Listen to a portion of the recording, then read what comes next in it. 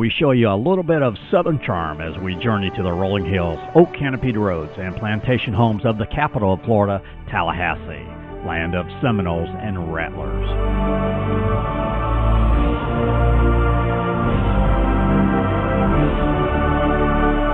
I just thought I'd add a little something on the end. Yeah. Go to us here, folks.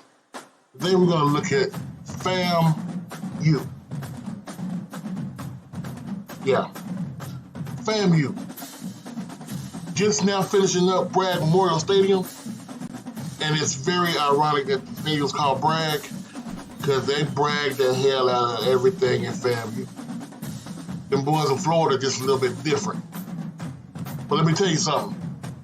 Their home schedule this year, you may look at the Alabama A&M and the Southern and think, wow, they got tough games at home. The home is where they're going to go and rest at.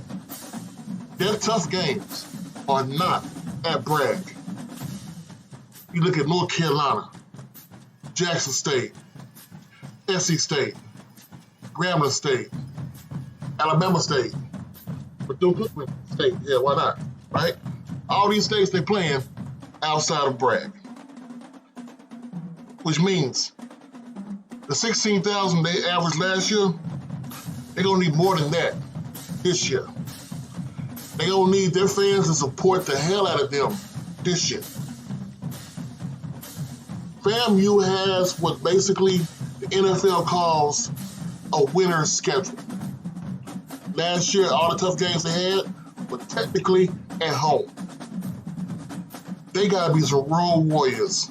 They fans gotta travel deep because of all those games, it's gonna be needed. Last year, they showed their toughest game they played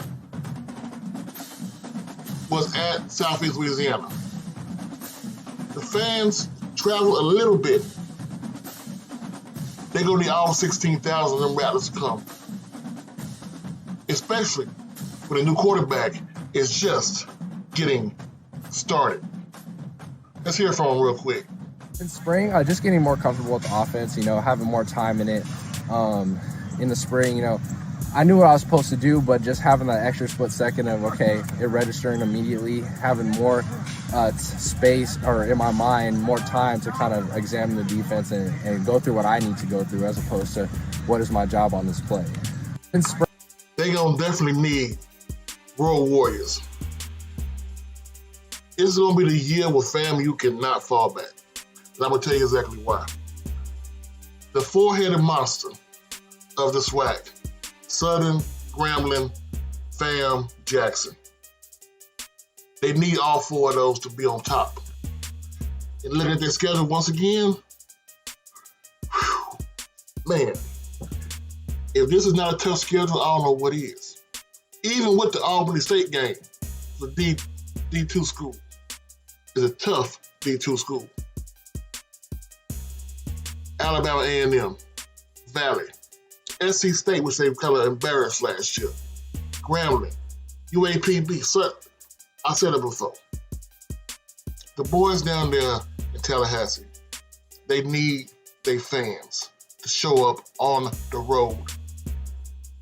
Definitely need their fans to show up on the road. And we know they're going to travel. Well, they didn't travel to Alabama A&M last year. We know they're going to travel this year. Expectations are high.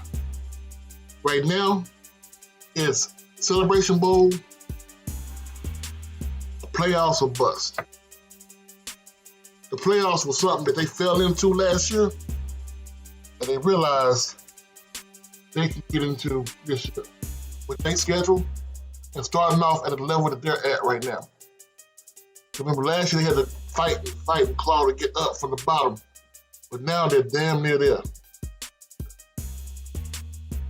We need FAMU to be FAMU. Last year they broke a record. The first SWAC team in years getting into the playoffs. Everything had to fall their way. If they lose to Jackson State this year and only lose to Carolina and Jackson, they may be in line to host a playoff game. Because people forget some of the teams that are ahead of them don't participate in postseason play. That would be Ivy League. So let's not pretend FAMU is out here being a placeholder. The start of the season, Super Bowl for the SWAC. No. They are ready. All they're getting is more and more confident, and they're ready to strike. Don't believe me? Don't believe this Coach Simmons?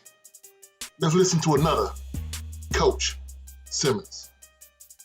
You heard me? I'm out. But really just want to see who can retain the information. You know, everything that we put in these first 7 practices, we really want to see it tomorrow, right? Who can come out and compete at a high level, who can get lined up, who can execute. And that word discipline is our, motto, really, this training camp. So really want to see how many penalties we can eliminate. We're going to have officials there. And so hopefully we can come out of it penalty-free, really more so the pre-snap penalties and then the post-play whistles and penalties. If we can do that, overall, I think it'll be a successful scrimmage.